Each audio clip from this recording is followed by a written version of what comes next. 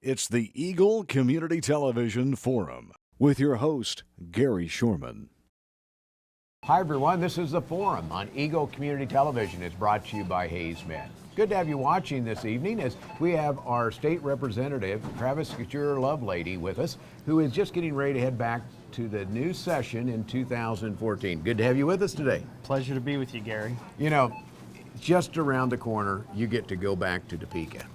Represent us in this area, but tell us, are you excited? Oh, I'm very excited. We had a good year last year. Got a lot of things accomplished that have been kind of bottled up for a while, so I think it was a very successful year and looking forward to continuing that good work in 2014. Now, your second year going into this, you talk about first year. What did you learn in year one that you're going to change and say, I'm going to do it different in year two? Well, you learn if you're not ready to go on day one with some initiatives or things. If you don't have those written up and ready to go, you're already behind.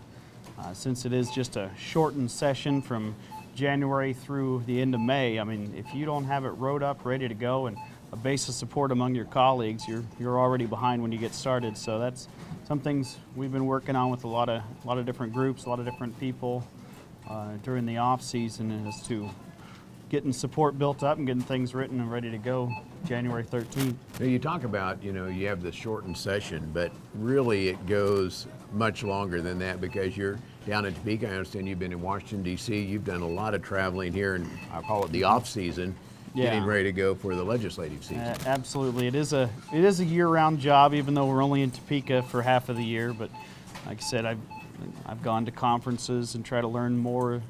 Gone to a lot of events in the district and in the area and across the whole state for that matter, just working hard trying to do the best I can to learn more about it so that when we do go back to Topeka, we can even do a better job. Tell me about your Washington, D.C. trip.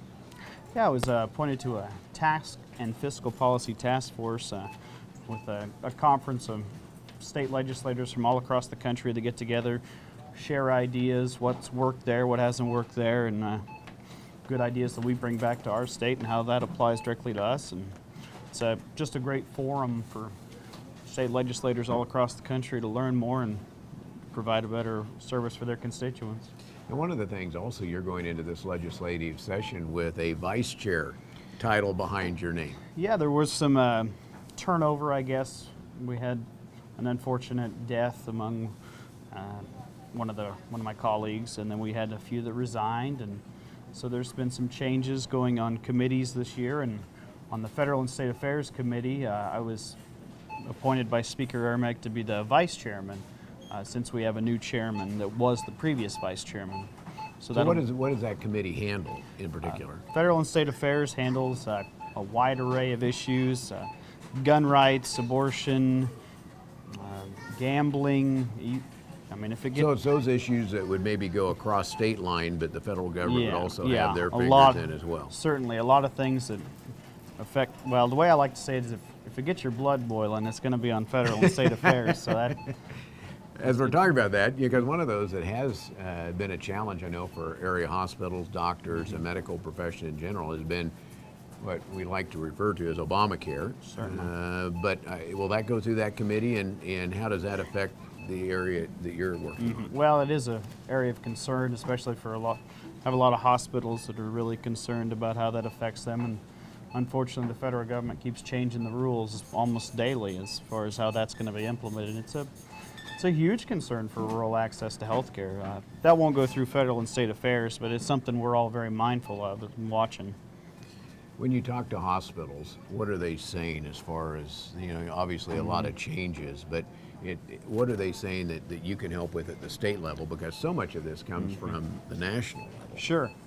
Well, the Supreme Court, when they came down to their decision, they gave it the state's option whether or not to expand Medicaid, and that's been something that we have not done. It's a huge burden on the state budget going forward, because while the federal government says they'll pay for the 95% now for the next few years, it's pretty much open-ended after that, and they can, like they've done with many programs, they say, all right, well, you still have to keep this funding level here, but we're going to pay 90% and then 85%, and then who knows where they'll end up. And that's with the budgets already crunched and significant budgetary problems, whether it's the secondary schools, whether it's higher education, transportation. It just continues to crunch the budget and things we can spend money on in other areas. You kind of went down a list of some of the priorities that are going to happen, and one of the top priorities is education. And there's a case out there right now that is going to be dealing with that.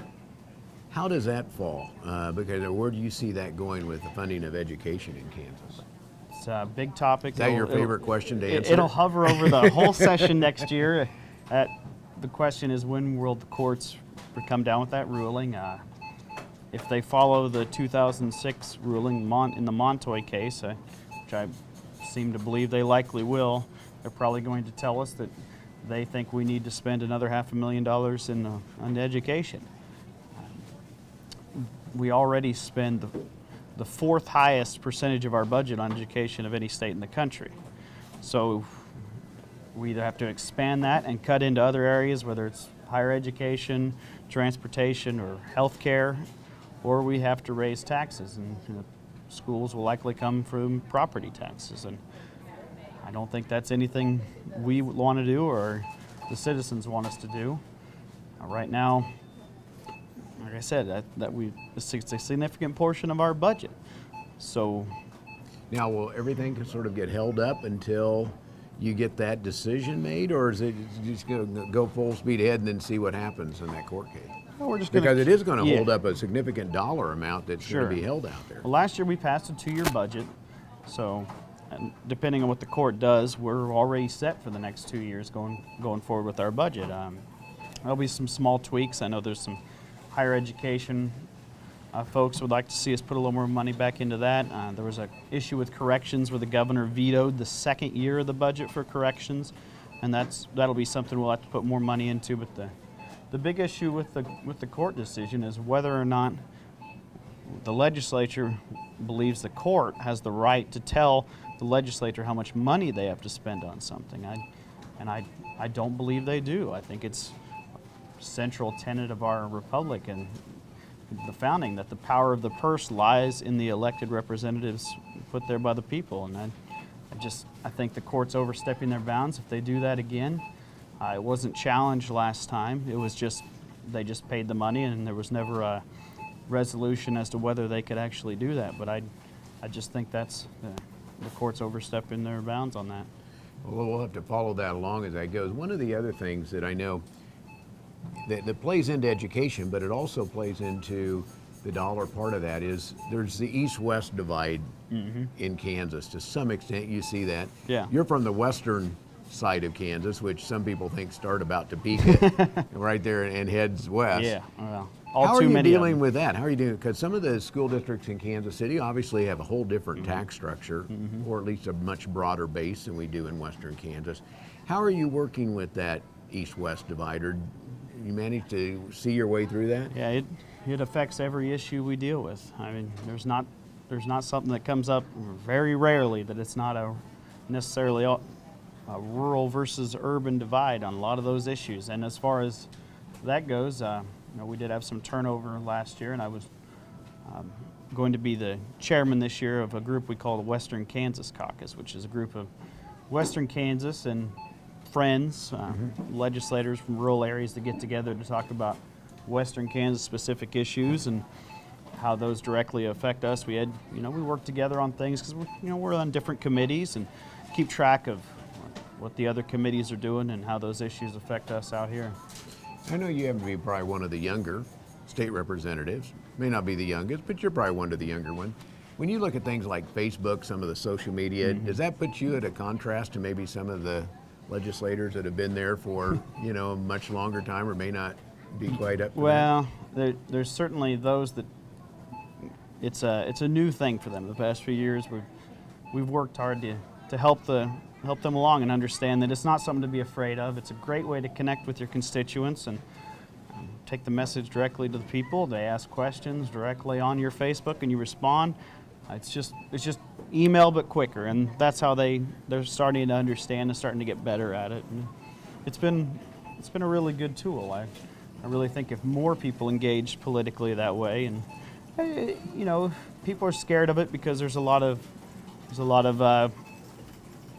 angry folks that get on there and will say some pretty nasty things as well. And rather than engage with those that actually want to have a real discussion on the issues, they tend just to tune out, and it's getting over that fear to help those folks understand the real benefits and how it's a great tool to connect with your people.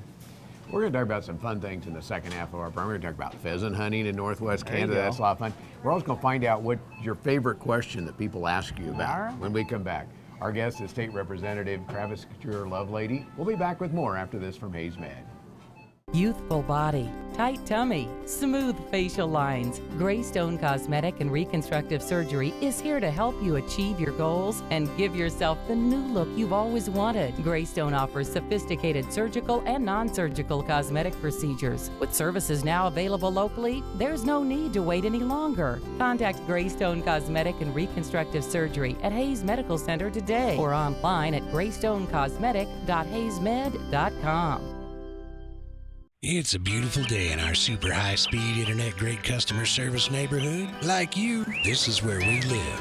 In fact, our company is employee-owned, so it's our goal to improve the quality of life for everyone in our community by delivering faster, more reliable internet, clearer, more feature-laden phone service, and tons of high-definition TV channels, all with a level of customer service and value you'd expect from people who are your neighbors. Eagle Communications, our community connected.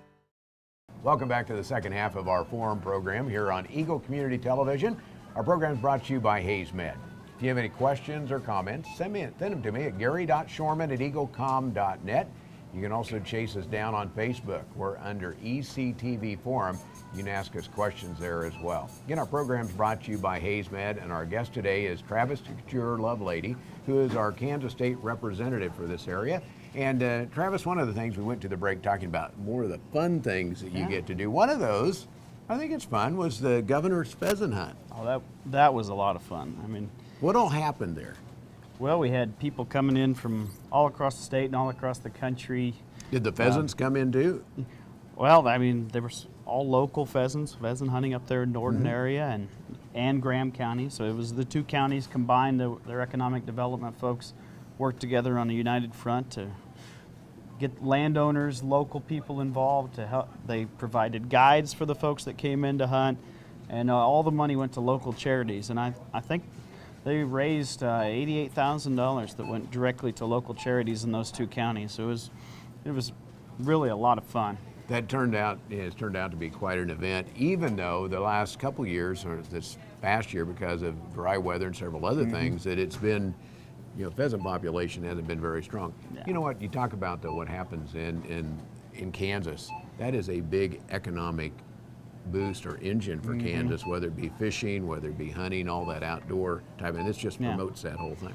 Yeah, it's been tough. It's been a challenge the past few years, and I've heard several people say that we're just one good year of rain away from a huge economic resurgence in western Kansas, and I think that's probably correct. All the signs we're showing increased growth.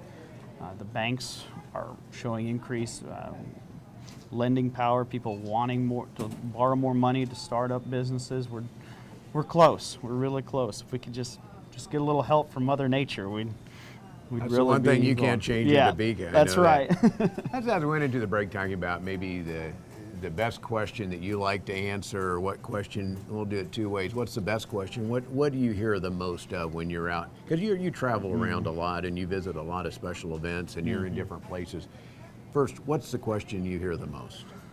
The most, probably in the past year or so, has been the questions about gun rights specifically. I mean, people are, as you well know from around here, really concerned about what the federal government is going to do.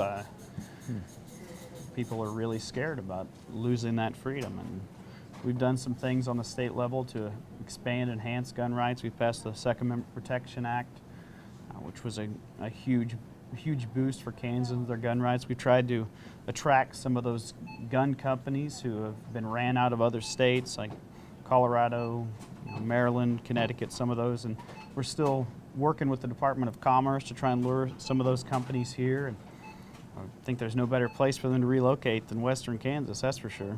That's interesting because, one of the things I know you deal with is while we are the state of Kansas, we're all the United States. There's Colorado, which has its own strange set of rules they've put in play. Nebraska, Missouri, and Oklahoma. Are some of those states more friendly than others, or is it sort of Kansas for Kansas and Nebraska for Nebraska, et cetera? You know, it really depends. When we're in Topeka, we're working for Kansas. We're working hard to make Kansas the most economically competitive state in the region. We're competing against those states, against Nebraska, against Missouri. We're close to Missouri, so we get often compared to them, especially with Kansas City right there. You know, you get an example of a border war, but we have quite a bit of that with Nebraska and Colorado as well. But then again, when we go to those bigger conferences where we're represented all across the country, you kind of find yourself hovering towards those folks who suit your values in your region, and that you work together with a lot of them. And I think that's what's really important about those national conferences is you learn what folks in Nebraska and Colorado and Missouri and Oklahoma, what they're doing that can help you as well, and working together to make our whole region more competitive. Because if you look at the bigger picture, it's the coasts that are really hurting themselves through breaking their state with huge debts, overtaxing their citizens, and people are moving from the coast into the middle of the country. They appreciate the freedom we enjoy out here, appreciate the lower taxes, lower regulations, and we're seeing a mass exodus from the coast into the center of the country. And Kansas is primed right now, I believe, to be a huge magnet to those. I mean, we don't have beaches or mountains, but a lot of people vote with their pocketbooks, and we're hopeful that they'll continue to move this direction and reverse the out-migration we've seen in the past several decades. Let's talk about two last things and we'll wrap things up today. First off is water. Seems like we've been in some battles with Nebraska and Colorado over water rights. My guess is that's going to continue on through this legislative session as well. Certainly. The governor had his big conference on water in October, and he talked about wanting a 50-year vision for water. It's going to be a huge topic that we work for going forwards. Working with Nebraska, working with Colorado, trying to get what we're supposed to out of those deals, and as well as managing the Ogallala Aquifer. And there's even been some big picture items that folks are revisiting that they haven't looked at since the 80s, such as an aqueduct from the Missouri River, which seems like a huge project. It's got a huge price tag on it when they researched it before, but it's going to take a big idea and something that's really going to have to take a long time and a lot of research, and it's not going to be done overnight. But I think we should at least explore those options. And those ideas are out there, and sometimes it takes a lot of discussion. Wind farms, one of those that kind of took a while to get started, and yet here in northwest Kansas, you see that as becoming quite an economic engine as well. Sure, yeah, those things are popping up all over the place. The big question next will be the transmission lines. That's what's kind of hindering further development of those right now, and there's a lot of questions with local property owners that we're having to deal with. So until we figure out where to send that energy, what to do with that, and how to create most benefit for the citizens of western Kansas, that's going to be the big question going forward that kind of hinders another expansion of wind development in Kansas. I know you're out and around a lot, but if somebody wants to reach you with a question, sure. I know they can go on Facebook. We'll put it up here on the screen here, but where's the best way to find you other than maybe at some event somewhere in a community here? You can check out my website. It's got my email address on there. It's www.travis4kansas. That's Travis, F-O-R, Kansas.com. It's got my email address on there, which I get my emails directly to my phone, so you can contact me anytime on there, and also my phone number is on there as well, which leave me a voicemail and I'll get back to you as quickly as possible. Well, I look forward to a good session, some good reports. Maybe later on we can get caught up on how things are going, and especially when we get some of those key things like that court decision made to see what happens next for our states. Certainly. We'll look forward to talking again, and I know as the session progresses, I'll pair with Representative Boldra and Senator Ostmeyer here. We'll we'll do some big town hall meetings, so if you want to come out and see us at those, be looking for those reports as well once we get those scheduled. You know, just as a reference on that, people that go out, you know, it's like, well, let's get the information back. I know you use that as a way to hear from constituents as well. It allows you to get a group of Western Kansas legislators in the room, but then hear the questions and comments back from people as well. So look forward to doing that. Our guest today is Travis Couture Lovelady, who is state representative here in the state of Kansas. I want to thank you for watching our program here on the Forum. It's brought to you by Hayes Med and by Eagle Communications, our community connecting. Youthful body, tight tummy, smooth facial lines. Greystone Cosmetic and Reconstructive Surgery is here to help you achieve your goals and give yourself the new look you've always wanted. Greystone offers sophisticated surgical and non-surgical cosmetic procedures. With services now available locally, there's no need to wait any longer. Contact Greystone Cosmetic and Reconstructive Surgery at Hayes Medical Center today or online at greystonecosmetic.hayesmed.com.